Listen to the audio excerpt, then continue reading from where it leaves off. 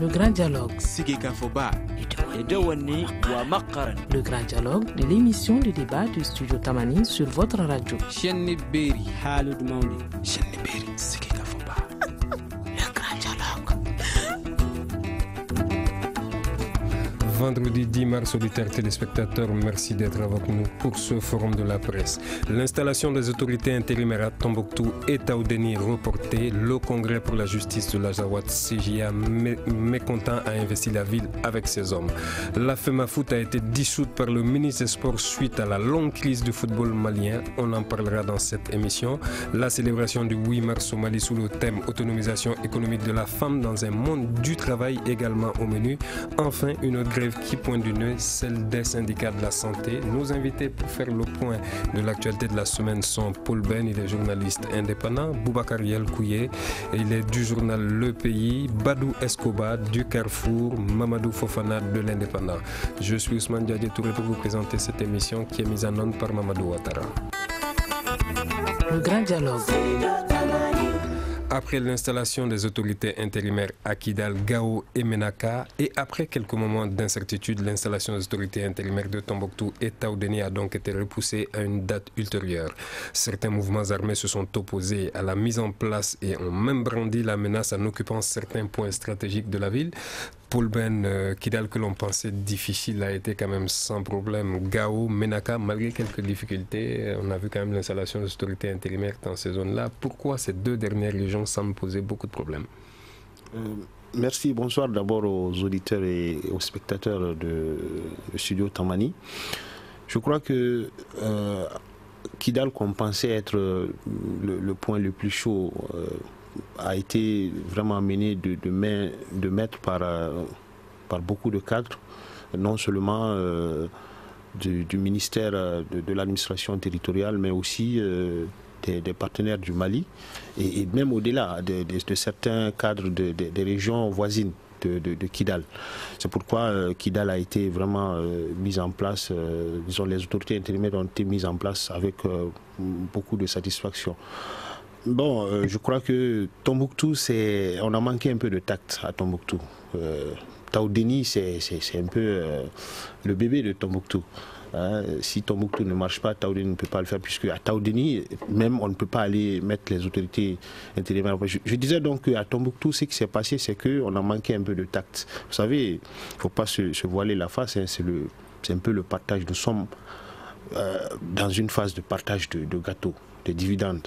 Donc, à Tombouctou, il fallait intégrer tout le monde. Il fallait que l'État fasse le dos large pour avoir de la place pour tout le monde. C'est ce qu'on a manqué un peu, mais je crois que dans les jours à venir, puisque la CGA, on dit la CGA, bon, je crois que derrière c'est le MA qui est monté en puissance avec les armes. Je crois que dans les prochains jours, on trouvera une solution d'ici le début de la semaine prochaine, puisqu'ils ont un peu libéré les points stratégiques qu'ils occupaient après que la force Barkhane ait montré les muscles, après que les autres groupes armés, c'est-à-dire la CMA et la plateforme, se soient désolidarisés un peu de leur mouvement. Alors, Boubacar Yelkouye du journal Le Pays, finalement, quelle est la place de l'armée malienne à Tombouctou, puisqu'il a fallu que Barkhane montre des muscles pour que le CGA puisse reculer? Oui, à ce niveau, tout le monde sait que l'armée malienne n'a pas une force en tant que telle. Parce que c'est aussi une partie du nord et la crise elle a vraiment eu des impacts aussi négatifs sur Tombouctou. Nous savons également que il y a aussi la présence des groupes armés sur place là-bas, comme il l'a si bien dit, le MAA, et puis il y a aussi aujourd'hui cette histoire, ce regroupement CJA aujourd'hui. Mais moi, ce que je déplore un peu, tout le monde sait que c'est le partage du gâteau, mais du moment où ce groupement, la CGA qui est là, nous savons tous que la plupart des responsables de la CGA également sont à Bamako ici.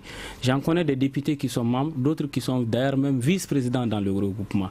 Ce qui est déplorable, pourquoi ceux-ci se désolidarisent, puisque la décision de la mise en place des autorités intérimaires, c'est le gouvernement qui est au devant de la chose. Ils ne peuvent pas être membres, ils ne peuvent pas être députés, membres de la convention de la majorité présidentielle et la décision commune qui a été prise à Bamako ici allait contredire cette même décision sur le terrain. Vous pensez qu'il y a un sur roche? Effectivement, c'est ce que moi je ne comprends pas. Quelque part, ils ne sont pas francs. Avec l'État, ils ne sont pas du tout francs. S'ils n'étaient pas d'accord, depuis là, ils devaient quand même manifester bien avant vraiment de mettre au propre une décision claire par rapport à la mise en place des autorités intérimaires sur le terrain. Mais au moment où on a fini avec Kidal, on a fini avec Gao, et même s'il y a eu des problèmes au niveau de Gao, on a fini avec Menaka également. Arrivé au niveau de Tombouctou, vraiment on a vu qu'il y a eu tous ces problèmes-là pour pouvoir vraiment mettre ces autorités en place. Moi je me dis qu'il y a quelque part certains qui ne sont pas sincères. Même si réellement c'est le partage du gâteau comme il l'a si bien dit. Mais je me dis que depuis Bamako, ils devraient vraiment montrer leur position par rapport à la situation sur le terrain. S'ils veulent aussi avoir leur part, qu'ils le disent ici. Mais pourquoi attendre qu'on arrive sur le terrain et aller mettre en cause la décision du gouvernement? Donc moi je me dis que vraiment leur position, je ne la partage pas. Merci Mamadou Fofana de l'Indépendant. Manifestement, ceci pose le problème de l'intégration des nouveaux groupes qui se sont créés après la signature de l'accord, notamment le Congrès pour la justice de l'Azawad qui fait partie de ces derniers nés. Mais il y a le MSA par exemple qui a été pris en compte vraiment dans l'installation des autorités intérimaires à Menaka. Alors comment est-ce qu'on peut trouver le rouage nécessaire pour pouvoir les inclure aussi? Bon, je crois que dans tous les cas, comme a dit Paul et puis c'est le partage du gâteau, mais moi je crains que ça ne soit le partage du Mali que certains entrevoient. Parce que quand on voit ces positionnements, c'est-à-dire si c'est pour être là pour 12 mois, moi je crois que franchement, ça ne vaut pas la peine. Est-ce que ça va aller jusqu'à 12 mois? Parce que si on a les élections bien avant, qu'est-ce qui va se passer? On suppose maximum 12 mois. Donc moi je crois que certains ont d'autres agendas, c'est-à-dire c'est le partage du Nord, donc il faut être là. Bon, donc je crois que le gouvernement doit gérer, parce que c'est une question d'épreuve de force. L'État malien étant ce qu'il est aujourd'hui, donc ce n'est pas un procès. La situation est très difficile pour tout le monde et je crois que l'État doit aussi, avec tact, gérer cette situation. Parce que tout le monde a vu, moi je crois, bon, par exemple Kidal, contrairement à ce qui se dit, je crois que Kidal, on ne devait pas avoir beaucoup de difficultés à Kidal. Bon, mais je crois quand même que condamner, franchement, moi je suis un peu satisfait que on puisse peut-être, c'est parce que cette crise-là va peut-être permettre aussi de résoudre de manière plus ou moins définitive cette situation. C'est-à-dire la crise cette mini-crise, je suppose, est un grand pas peut-être vers la résolution de cette de la crise qu'on vit dans le nord du pays. Bon, les groupes qui se créent, je crois que, comme j'ai dit, c'est une justement, s'il y en a d'autres aujourd'hui qui se créent après ce partage. Mais s'il y en a d'autres, moi j'ai dit, ça dit un gouvernement, il faut jouer aux pompiers, ça, personne. Donc je crois qu'il faut, on n'a pas le choix. Je crois qu'il faut être flexible. Franchement, on n'a pas le choix. Moi je crois que tout le monde doit comprendre que c'est un jeu difficile et qu'il faut, on a dit, ils sont mal intentionnés, bon, franchement, on a dépassé tout cela. Je crois qu'avec l'accord pour la paix et la réconciliation, il faut qu'on y aille. Mais pour la création, je voulais tout juste ajouter quelque chose pour la création, par rapport à la création de nouveaux groupes armés. Je l'ai toujours dit sur ce plateau, à l'approche des élections municipales, législatives ou présidentielles, on assiste aussi à la création de nouveaux partis politiques. Donc vraiment, n'en faisons pas vraiment un cas spécial pour le Nord. Quand les... Oui, on parle de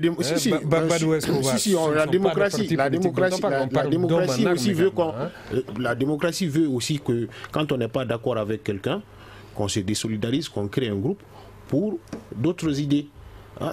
Depuis 2012, nous sommes dans des rivalités idéologiques et souvent partisanes et d'intérêt.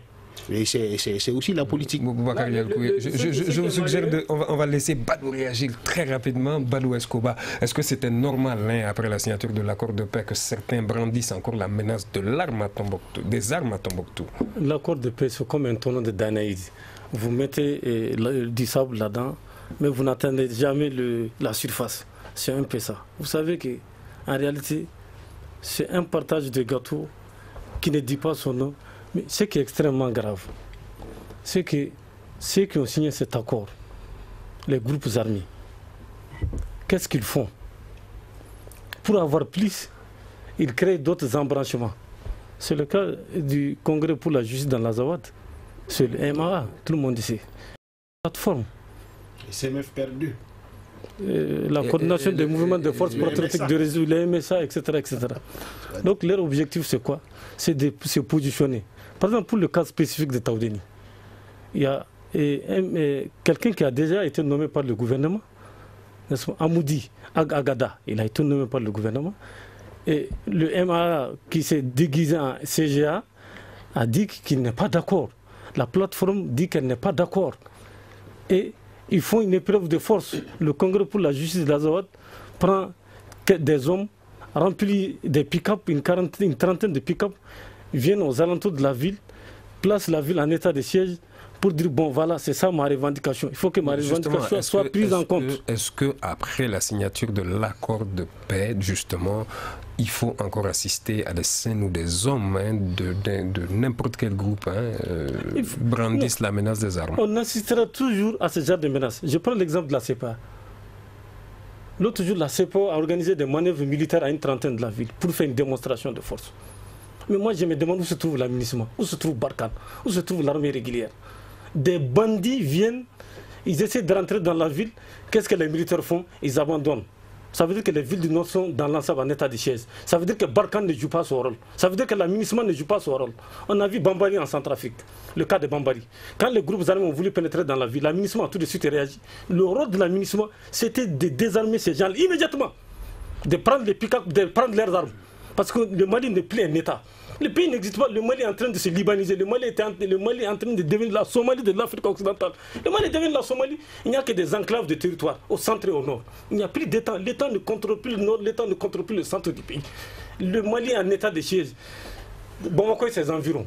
À part Bamako et ses environs, le pouvoir central ne contrôle plus. Il ne faut pas se voiler la face. Le pays est menacé. C'est l'existence même du Mali en tant qu'État qui est menacée. Le Mali est devenu l'homme malade de la communauté internationale. Il y a le Koué qui voulait réagir. Vous partagez cette analyse? Moi ce qui est malheureux dans tout ça, moi je me dis que bon, Paul veut vraiment que l'État soit flexible. Je suis d'accord avec ce principe, mais je me dis qu'à un moment donné, il faudrait aussi qu'on prenne qu'un État prenne ses responsabilités. Nous sommes devant une situation sensible. Une fois qu'il y a un programme qui est calé, il y a une décision qui est prise par rapport à l'avancement de la sortie du processus de sortie des crises, il faut vraiment respecter cela. Et on doit être ferme par rapport à l'exécution de cette décision. Mais à chaque fois, s'il y a certains qui se désolidarisent, ils créent un groupe à côté, on est obligé de les inclure. Quand est-ce que nous allons finir avec? Du moment où déjà nous-mêmes on sait que c'est un partage du gâteau, ça veut dire que c'est des gens qui n'ont pas, qui n'ont pas pour vision le Mali. Il faut être clair. Et est-ce qu'on peut espérer sur ces gens-là pour le développement du Nord? Il faut se poser aussi la question. Il faut se poser la question. Et aujourd'hui, quand on essaie de voir un peu les choses... Paul Ben qui voulait réagir depuis tout à l'heure, mais finalement, parlons de la sécurisation également de ces autorités intérimaires. On voit que le MOC n'est pas opérationnel, il est ni opérationnel à Ménaka ni à Kidal, à Gao timidement.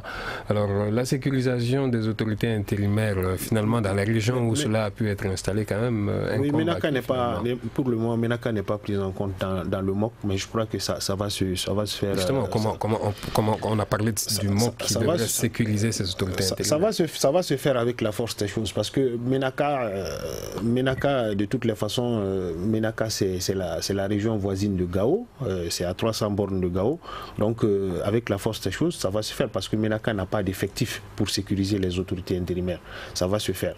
Et maintenant, dans les régions comme Kidal, où il y a encore... cette tension qui est résiduelle, je crois que les autorités vont prendre les choses en main pour essayer de... Parce que, bon, vous savez... Comment voyez-vous le MOC à Kidal? Le MOC à Kidal, mais le MOC à Kidal, il se fera avec la force des choses. Parce que, vous savez, actuellement, Kidal, c'est vrai, après la mise en place des autorités intérimaires. Kidal nous a donné quand même un bel exemple avec mais ça c'est la partie visible de l'iceberg qu'on a vu à la télé, qu'on a vu sur les réseaux sociaux. Mais bon, en dessous, ça bout toujours, ça continue à bouillir. Jusqu'à présent, rien n'a changé, par exemple, dans le visage de la ville. Moi, j'y étais, j'ai vu, j'ai entendu des choses. Je crois qu'il faut venir petit à petit, il faut amener petit à petit les gens à accepter la mise en place des autorités intérimaires, le MOC et d'autres choses. Il faut jouer avec la carotte et le bâton. Ça, il faut le faire. Merci Paul Ben. On prend quelques secondes de pause et nous reviendrons continuer cette émission. Vous écoutez Studio Tamani, votre avis nous intéresse. Écrivez vos commentaires et suggestions sur la page Facebook et dialoguez avec nous. Studio Tamani, c'est aussi les réseaux sociaux. Merci de rester connecté au Studio Tamani. Vous suivez le forum de la presse. Parlons à présent de la dissolution de la FEMAFOOT. On sait qu'une crise mine le monde du football malien depuis environ 3 ans. Le ministre Ousseini Amianguindo, ministre des Sports, a finalement décidé de dissoudre la Fédération malienne de football. Badou Escobar, elle était justifiée, cette décision, finalement, après 3 ans de crise? Cette décision était justifiée. Pourquoi? Parce que les uns et les autres n'arrivaient pas à s'entendre. Baba, et son nom c'est Baba, non? Je crois le président de la FEMAFOOT. Parce que moi, en matière de football, je ne suis pas un fan du football, mais je sais quand même que depuis 3 ans, il y a une crise. Si vous voyez que la crise ne trouve pas, vous trouvez que la crise ne trouve pas une issue, je pense que le moins que vous puissiez faire, c'est de démissionner. On a vu le cas de Niambélé. Quand les choses n'ont pas marché, Niambélé a démissionné. Donc, cette dissolution, elle est la bienvenue. C'est quelque chose qui a sali. Je crois que c'est le lieu pour dire à l'État malien, encore une fois, de prendre ses responsabilités. Si l'État prend ses responsabilités, de telles choses n'arriveront pas. Ce n'est pas pour aller du coq à l'âne. Au Sénégal, une fois les policiers ont grévé, ils ont grévé. Abdou Diouf a dit, mais je ne suis pas d'accord avec vous. Il a dissous toute la police nationale. Il a amené de nouveaux policiers. À la fin du mandat de Mathieu Kerekou, quand il a vu que les magistrats sont corrompus, sont pourris, il a mené une enquête discrète. Et 85 magistrats ont été licenciés. Et lorsque Yahi Boni est venu, les magistrats ne sont pas dû voir. Yahi a dit que l'administration est une continue. Donc, il faut des décisions fortes. Il faut qu'on sente que l'État est en train de se ressaisir. Un État doit être fort. Un État doit prendre des décisions courageuses. Le ministre a eu raison de dissoudre la FEMAFOOT. Le ministre a eu raison de dissoudre la fédération. Parce que le football était notre seul moyen de consolation. Dans un pays en guerre, dans un pays où ça ne va pas, on avait 90 minutes pour souffler un peu. Et ces 90 minutes, on les a perdues. Donc, ce que le ministre a fait ne peut être que salutaire. Moi, je suis neutre, je ne suis pas un footballeur, mais je dis ce que je pense, je dis mon opinion. Donc, dans un pays, il faut que l'État s'assume, il faut que l'État prenne ses responsabilités. Si l'État avait pris ses responsabilités dès le départ, ces histoires de coordination, de justice, de quoi, de Lazawad n'allaient pas se faire. Il faut que l'État soit fort, il faut que l'État prenne ses responsabilités et frappe fort. Mamadou Fofana de l'indépendant. Moi, comme Badou vient de le dire, moi aussi, je ne suis pas quand même, je suis pas partisan dans cette crise. Mais je pense que... Cette crise qui avait d'ailleurs divisé les journalistes. Oui, non, bien sûr, la presse, pas que les journalistes. Je crois que, Donc je crois que cette crise, je crois que la sanction ou la décision du ministre vient un peu, pour moi, un peu en retard. Parce que c'est à 6 mois quand même de la fin du mandat de l'actuel comité exécutif. Et puis les Maliens s'attendaient depuis longtemps à ce que la FEMAFOOT soit dissoute. Je crois qu'on pense après les visites du ministre à Zurich et à Genève, je crois qu'après ça, les Maliens s'attendaient à ce que des décisions soient prises. Malheureusement, cela n'a pas été le cas. Et maintenant, à 6 mois, et puis encore, ce qui est l'événement, c'est la lettre de la sanction de la FIFA qui demande avant ce soir, que le ministre revienne sur sa décision. Bon, là, je crois que nous sommes quand même, nous sommes dans le chaos total. On ne sait pas, je ne sais pas. Quel sera Paul Ben, dans l'affaire, c'est ce qui m'énerve toujours. C'est ce qui m'énerve toujours. Vous savez, la Fédération malienne de football n'a jamais été à l'image du football malien. Je prends pour exemple, cette année, ou bien depuis la fin de l'année dernière, on nous a annoncé avec joie que toutes les équipes nationales, toutes les catégories se sont qualifiées pour les phases finales des différentes coupes. Minime, cadet, junior. Ça c'est inédit. Mais quand vous regardez la fédération malienne, elle est en lambeaux. c'est des querelles intestines, c'est des querelles de pouvoir, c'est ceci, c'est là. Moi, le président de la FEMAFOOT, si je ne m'abuse, si je vois son profil, je crois que c'est un militaire. Un policier. Un policier. Mais qu'est-ce qu'il va se taper le dos dans le football? Mais qu'il reste policier là. Qu'il nous conseille en matière de sécurité. S'il est parti se cacher à la FEMAFOOT, excusez-moi, je l'ai toujours dit. Quand vous voyez un militaire quitter les rangs pour aller se cacher à la FEMAFOOT, c'est parce qu'il ne connaît pas son travail. Qu'il reste à la police. C'est pourquoi le football ne marche pas. Et moi, je crois que le ministre l'a fait. Mais maintenant, ce qui m'énerve, c'est l'attitude de la FIFA. Nous sommes en train de couler. Mais la FIFA est dans son rôle. La FIFA est dans son rôle. Mais dans ce texte non-ingérence des politiques. Justement, moi, ces textes sont désuets.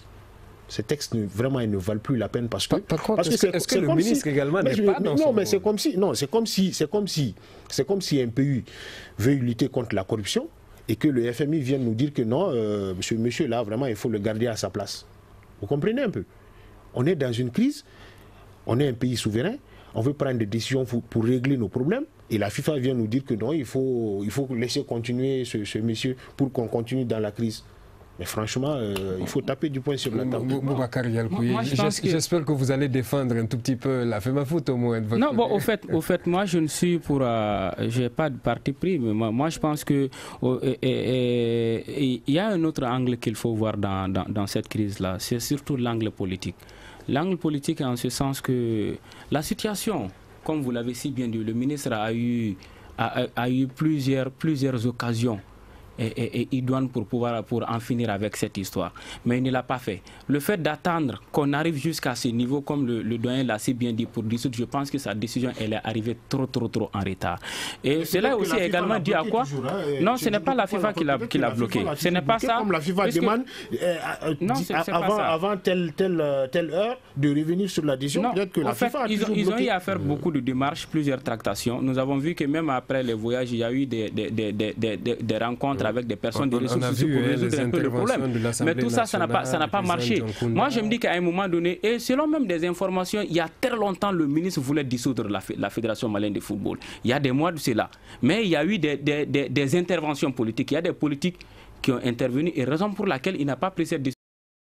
En tant qu'il n'est pas maître même de ses propres décisions au niveau du département.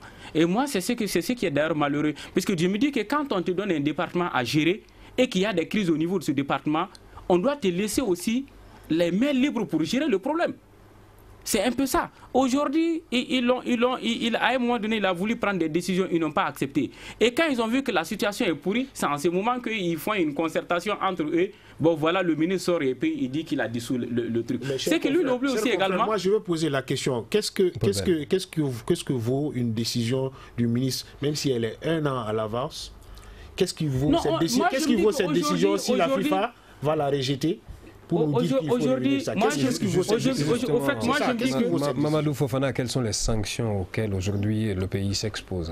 Bon, la sanction, je crois que c'est la FIFA qui pourra dire. Mais je crois qu'il y a 2 principes pour la FIFA. Mais vous pensez qu'il y aura sanction? Non, moi je crains que le Mali ne perde la face. Parce que dans cette crise-là, déjà, je vois le Mali perdre la face. Parce qu'en réalité, le Mali perd la face. Vous pensez que la décision va être annulée? La FIFA, quand même, la FIFA est supranationale. Elle s'impose dans ce domaine précis.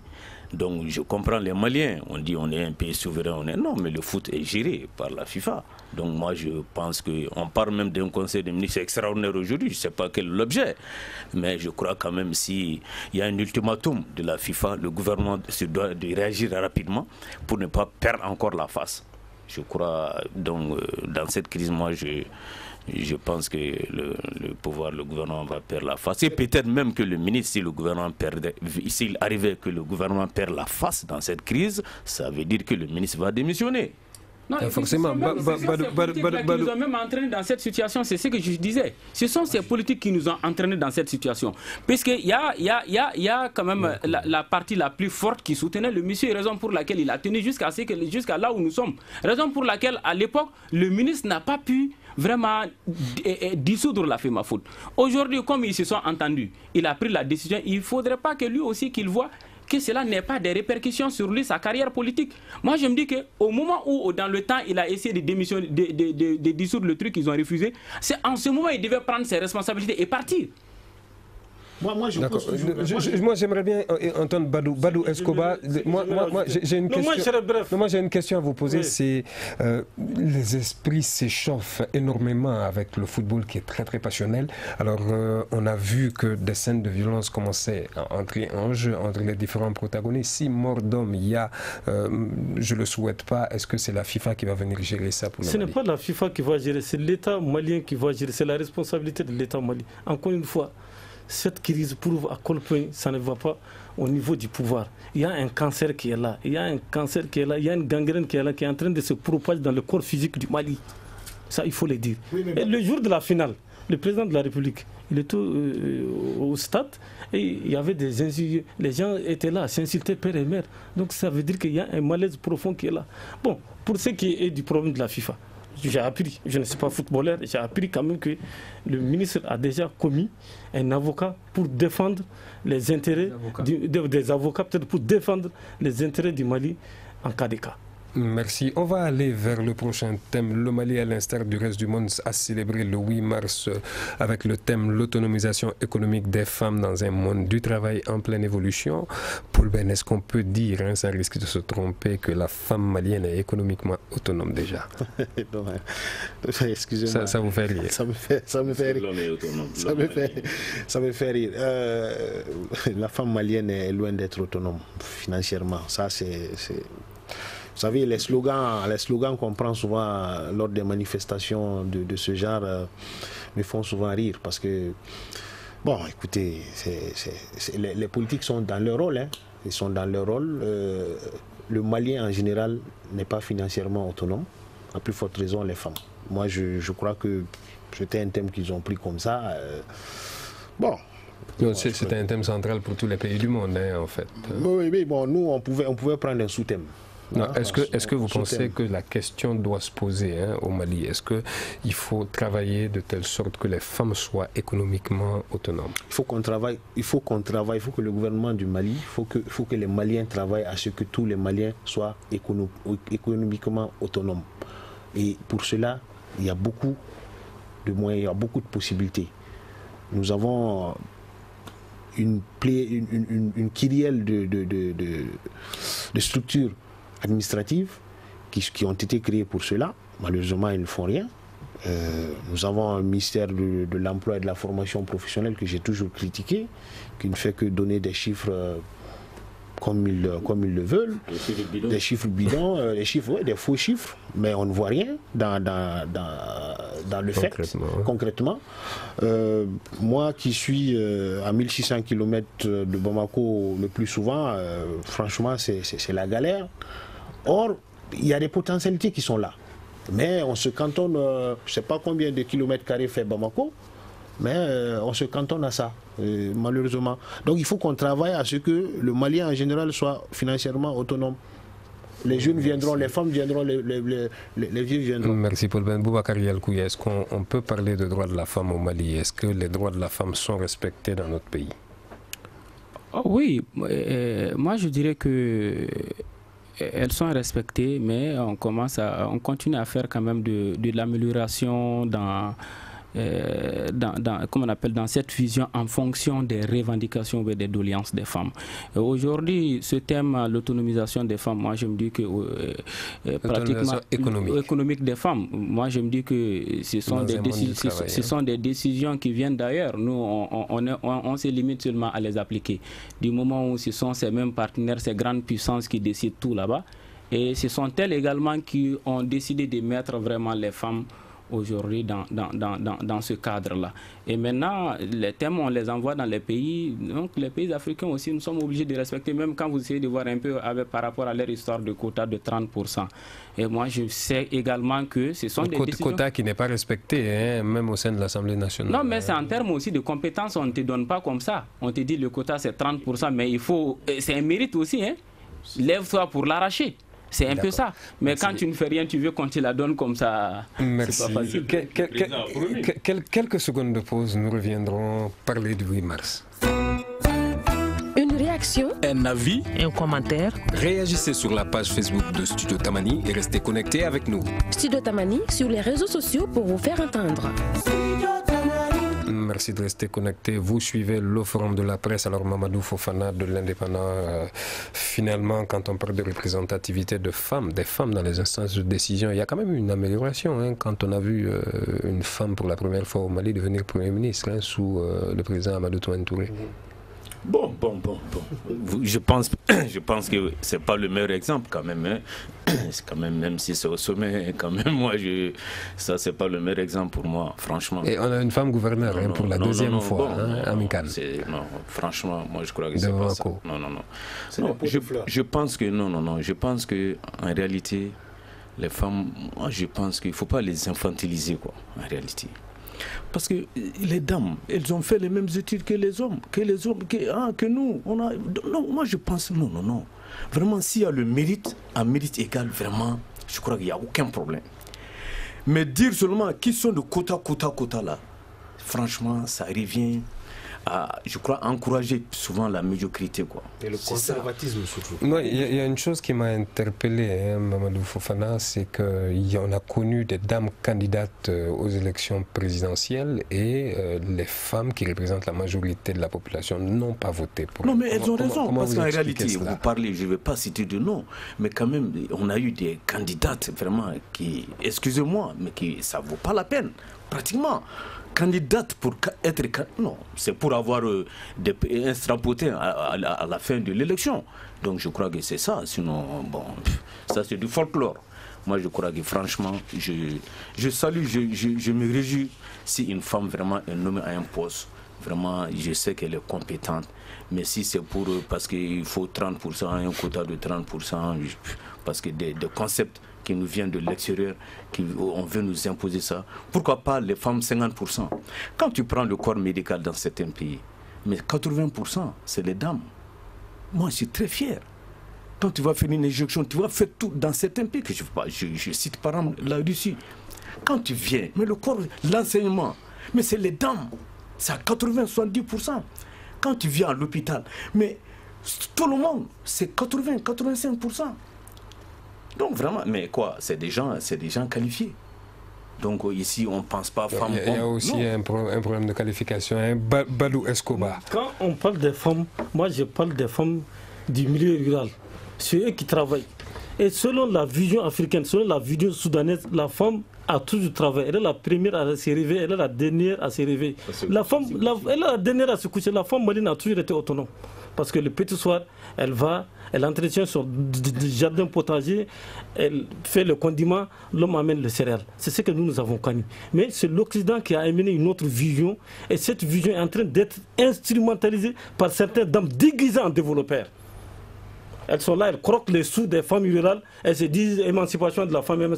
La femme rurale est émancipée, mais le problème c'est que ce sont certaines dames qui sont à Bamako ici, qui sont en train de bouffer. Oui, est-ce que cette femme rurale est économiquement autonome? Elle est économiquement autonome. Mais dans certains milieux ruraux, c'est la femme qui nourrit l'homme. C'est la femme qui part au champ depuis 6 h du matin. Elle revient le petit soir, elle prépare, etc. Donc, vous m'excusez, je vais terminer tout de suite. Donc, il ne faut pas qu'on vienne nous imposer la vision de l'Occident. La vision de l'Occident, il ne faut pas qu'on nous fasse croire que la femme est une esclave, la femme est soumise à ceci et cela. Donc, je le répète encore une fois, il y a certaines dames déguisées en développeurs à Bamako ici qui sont en train de bouffer la part des femmes rurales. Il faut que les femmes rurales se réveillent. Il faut qu'elles se réveillent. Je voulais tout juste prendre sur ce chapitre, je vais faire une anecdote. Moi, j'ai connu le projet qu'on appelle Amadère, l'électrification rurale en son temps. Les gestionnaires de certains milieux en milieu rural, les gestionnaires femmes étaient les meilleurs gestionnaires. Je vous dis, les meilleurs gestionnaires. Et quand l'homme s'y mettait, c'était la catastrophe. Merci. Et ça, je l'ai vu. Merci Paul Ben. On va parler du dernier thème, la grève de la santé. C'est le service minimum qui est assuré dans les différents hôpitaux et centres de santé du Mali. Les agents de la santé, de l'action sociale sont en grève illimitée depuis déjà 2 jours. Quelles sont les conséquences de cette grève sur les Maliens, Bouakar Yalkouye du pays? Oui, comme vous l'avez déjà dit, tout est aussi lié à la santé. Tout est lié à la santé. Si aujourd'hui ce secteur a des problèmes, ça paralyse également le Mali. Nous avons fait le constat aujourd'hui au niveau des centres de santé. Et moi, je me dis qu'à ce niveau aussi, le gouvernement n'a pas été vraiment rationnel dans le traitement quand même du dossier. Puis, du moment où déjà il y avait eu un terrain d'entente depuis novembre 2016, si je ne me trompe pas, et que quelques mois après, qu'on voit que vraiment l'État décide de revenir sur ce qui a été convenu entre les deux, je trouve vraiment que c'est malheureux. Et c'est ce qui nous amène dans ce truc. Ce n'est pas seulement le secteur de la santé. Nous avons vu que même les enseignants, les syndicats des enseignants sont décidés, sont prêts à partir du lundi, tout prêt, pour 2 semaines de grève. Donc je me dis que c'est pratiquement partout. Et les enseignants dans la région nord sont en grève illimitée. Ils sont en grève illimitée. Aujourd'hui, ce sont les enseignants. Nous avons vu que les magistrats étaient en grève il n'y a pas très longtemps. Donc moi, je me dis aujourd'hui que vraiment, il est temps que l'État ouvre les yeux. Qu'il sache que ces doléances-là, ce n'est pas comme si vraiment... Même si l'État ne peut pas satisfaire toutes les doléances, au moins qu'elle arrive quand même à mettre les gens dans le minimum de conditions pour que partout, on n'ait pas de problèmes comme ça. Ce n'est même pas bon puisque nous sommes dans une crise et ces grèves par-ci, par-là, encore ça envenime davantage la situation.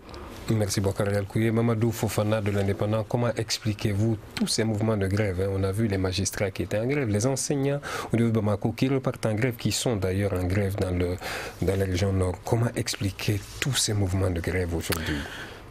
Bon, est-ce que ces problèmes... Les grèves ne sont pas, moi, la grève des magistrats, je pense pas. Chose que la grève des médecins. Pour moi, on était sur ce même tableau. Moi, je suis très solidaire de la grève des médecins c'est même pas des médecins, de la grève du personnel de santé, de l'action sociale. Parce qu'il y a 3 ministères qui sont concernés, le ministère de la Santé, le ministère de la promotion de la femme, de l'enfant et de la famille et le ministère de l'action humanitaire. Donc normalement, c'est 3 départements ministériels qui sont en grève. Et les conséquences, tout de suite, il y a un ouvrier il a eu un doigt tranché. Donc il y a quelques jours, il devait faire ses soins aujourd'hui, il vient du CESCOM, on lui a dit non, il n'y a pas de boulot, tout de suite. Le service minimum est assuré. Non, mais service minimum, ça veut dire quoi? Vous pensez que le service minimum, c'est les soins? Non, le service minimum, c'est l'administration. Quand on vous parle du service minimum, ne croyez pas que, ne croyez pas que tu vas trouver 2-3 infirmiers qui vont travailler, non. Le service minimum, quand on regarde, c'est l'administration, c'est le personnel administratif souvent, le directeur, son adjoint, les chefs de division souvent, c'est ça. Donc hier quand même on disait que la grève était suivie à plus de 90%. Quand j'ai causé avec un représentant du syndicat, à l'intérieur c'est à l'échelle du pays.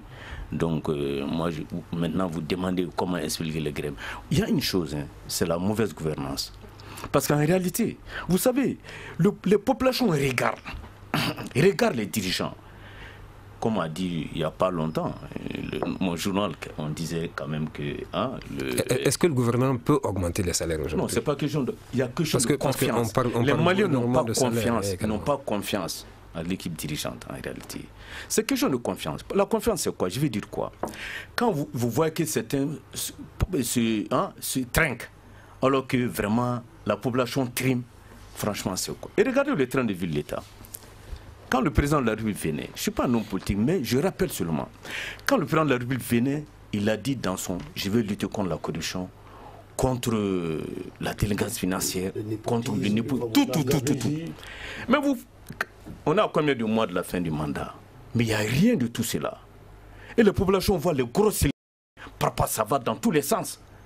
Quand il y a une réception, venez compter. Ça fait 50 millions. 50 millions. Maintenant, un médecin qui est à Ménaka, par exemple, chez toi là-bas, maintenant, qui demande 100 000 francs d'indemnité. Un magistrat qui est sous climatiseur à Bamako, qui demande 250 000 francs, je ne sais pas, ou 500 000 francs d'indemnité, on est tenté d'accorder au magistrat ces 500 000 francs. L'autre, le médecin qui soigne à 1600 km, on ne veut pas lui donner 100 000 francs. Ils ont peur de la justice, ils ne font pas du bien, c'est tout. D'accord. Badou Escobar, est-ce que vous êtes de l'avis de M. Fofana? Est-ce que l'État est en train de veiller le verre au Mali? Je suis d'accord avec lui quelque part, je ne suis pas d'accord avec lui. Parce que la situation du Mali aujourd'hui est très compliquée. L'État malien est en train de disparaître petit à petit. Moi, je pense que les uns et les autres doivent se ressaisir, prendre leurs responsabilités, que l'État signe un pacte social avec les syndicats, que l'État n'ait pas peur des magistrats, que l'État signe un pacte social, que l'État fasse comprendre aux uns aux autres que ça ne va pas. Alors, qu'est-ce que ce pacte social doit dire Ce pacte social doit dire une trêve d'abord. Non, mais ça ne va pas comme nos milliards sont en train de prendre d'autres destinations et puis tu dis que ça ne va pas. Je viens. Si vous me laissez, permettez-moi de parler. Je viens. Le train est en marche. La locomotive est en train de marcher. On laisse Badou terminer. Je suis en rouleau compresseur. Laissez-moi parler. J'arrive. Allez-y. Que l'État prenne ses responsabilités. Que l'État mette d'abord les militaires dans les conditions, qu'ils sécurisent l'ensemble du pays. Là, les uns et les autres peuvent continuer leur grève. Et la cophonie de l'État qui m'a beaucoup fait mal, c'est dernièrement ce que l'État a fait à certains dignitaires religieux. Il paraît que l'État aurait payé des 4x4 flambant neufs pour leur donner ça. Peut-être l'actuel président veut avoir un second mandat, il compte sur le soutien des religieux. C'est vrai, nous avons beaucoup de respect pour les religieux. C'est eux qui vraiment moralisent la vie publique, c'est eux qui jouent le rôle de régularité dans notre société. Mais quand on voit tout ça, les médecins ont raison. Les médecins ont raison d'aller en grève. Sinon, la situation du pays... Et les enseignants, les enseignants doivent aller en grève, ils disent 276 heures. Donc il faut avoir pitié de ceux qui restent de ce pays-là, parce qu'il ne reste plus grand-chose. Que les uns et les autres se ressaisissent, qu'on mette les militaires dans les conditions, qu'on leur donne des berdem, des chars, des avions, qu'ils aillent nettoyer le reste du territoire et après on va continuer avec nos grèves et nos revendications. C'est mon point de vue. Il y a d'autres aspects qui ne sont pas pécuniaires. Hein. Il y a d'autres aspects qui ne sont pas pécuniaires. Ce n'est pas seulement ça. Il y a des irrégularisations, il y a plein de trucs. C'est-à-dire le malheur est que quand vous envisagez d'aller en grève, vous déposez un préavis, on crée une commission pour vous. Et puis on signe des trucs. Une commission de conciliation d'abord. Oui, de conciliation. Donc après, le gouvernement oublie ses engagements. C'est ça. Vraiment, c'est ça. Mais Paul Ben, avant de parler justement de leurs droits, est-ce que les fonctionnaires maliens assument pleinement leurs devoirs? C'est une très bonne question. C'est une très bonne question. La conscience professionnelle, elle manque beaucoup. Elle manque beaucoup, mais c'est aussi la faute de l'État. Hein. Quand moi j'investis pour que vous soyez fonctionnaire, si vous fautez, je vous punis. Je ne vous laisse pas. Je ne fais pas le favoritisme, le népotisme, le laisser aller. C'est l'État qui favorise tout ça. Moi, j'ai toujours dit, la fonction publique, c'est une machine à fabriquer les voleurs et les paresseux. C'est ça la fonction publique. Parce que dans le privé au Mali, bien sûr. Parce que le privé, au privé, ça ne pardonne pas. C'est le résultat. C'est ça, et c'est l'État. On revient toujours à l'État, on dit qu'il ne faut pas tout laisser. Non, ça c'est l'État. C'est pourquoi. Boubacar Yalkouye du pays, est-ce qu'aujourd'hui l'État a vraiment les moyens d'augmenter les salaires? Oui, moi je trouve que même si l'État ne peut pas satisfaire à 100% les doléances, mais il doit quand même montrer la bonne foi d'accompagner vraiment les syndicats de ces différents secteurs. Et je me dis également que l'État a en partie les moyens d'accompagner ces gens, de les soutenir, comme le doyen l'a si bien dit. Tout n'est pas seulement lié à l'argent, hein.